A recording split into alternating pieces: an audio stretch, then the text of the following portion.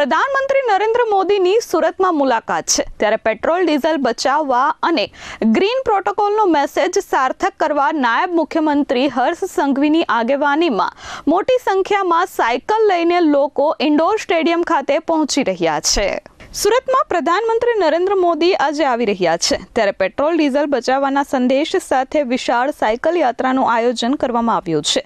નાયબ મુખ્યમંત્રી હર્ષ સંઘવીની આગેવાનીમાં સાયકલ યાત્રા શરૂ થઈ હતી। લાલભાઈ કોન્ટ્રાક્ટર સ્ટેડિયમથી ઇન્ડોર સ્ટેડિયમ સુધી સાયકલ યાત્રા યોજાઈ હતી। આ સાયકલ યાત્રામાં ડાયમંડ ઉદ્યોગકારો, સામાજિક કાર્યકરો જોડાયા હતા। સાથે સુરત પોલીસ કલેક્ટર કચેરીના અધિકારીઓ, એસએમસીના અધિકારીઓ પણ આ યાત્રામાં જોડાયા હતા।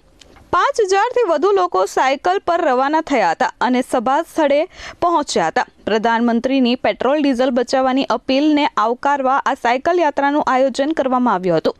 જ્યારે બીજી બાજુ આજે વિશ્વ પર્યાવરણ દિવસ છે ત્યારે ગ્રીન પ્રોટોકોલને સાર્થક કરવા હેતુથી પણ આ સાયકલ યાત્રાનું આયોજન કરવામાં આવી રહ્યું છે। Bureau report S24 news Surat.